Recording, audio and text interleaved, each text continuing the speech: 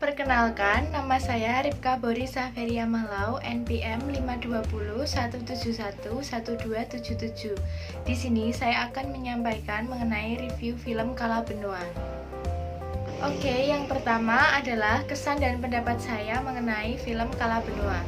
Yang saya lihat di sana adalah akan terjadi proses reklamasi di kawasan Teluk Benua.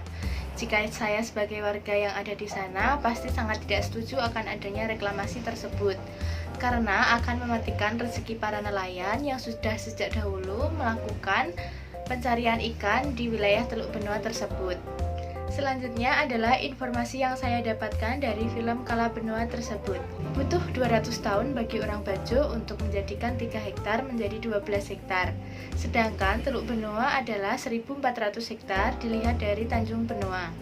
Dan rencana area reklamasi adalah 700 hektar.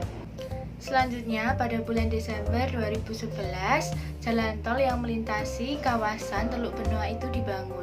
Saat itu, kawasan Teluk Benua masih berstatus di kawasan konservasi menurut Perpres 2011.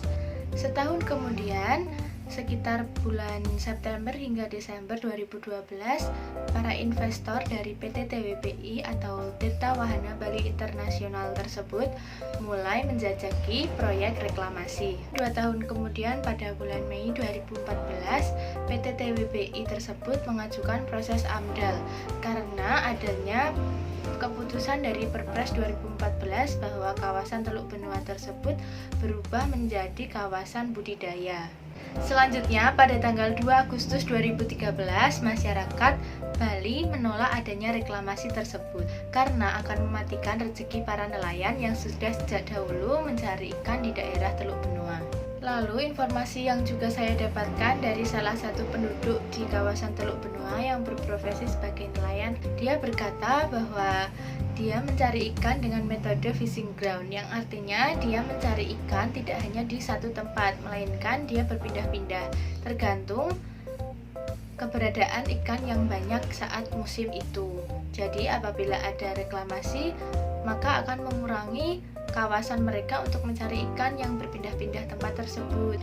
Selanjutnya, dari segi kebudayaannya, saya juga memperoleh informasi ada sebuah gambar yang menunjukkan upacara tanggung-tanggungan, yaitu upacara yang dilakukan pada bulan ke-10 menurut kalender Tenganan sebagai bentuk ucapan syukur kepada Sang Pencipta atas anugerahnya.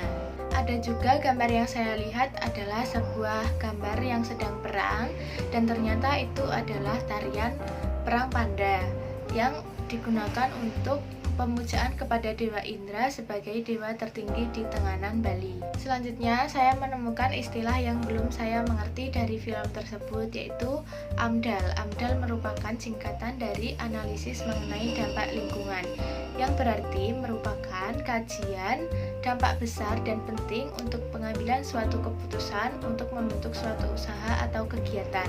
Selanjutnya, yang terjadi di Teluk Benua dalam waktu dekat ini. Berdasarkan berita yang saya baca di mongapai.co.id pada 27 Februari 2020 adalah kawasan Teluk Benua dijadikan sebagai kawasan budidaya maritim. Hal tersebut diputuskan oleh Menteri KKP saat itu, yaitu Susi Pujiastuti pada surat keputusannya nomor 46 tahun 2019 yang menyatakan bahwa daerah perairan Teluk Benua akan dijadikan daerah perlindungan budaya maritim. Sekian yang dapat saya sampaikan, kurang lebihnya saya mohon maaf. Terima kasih.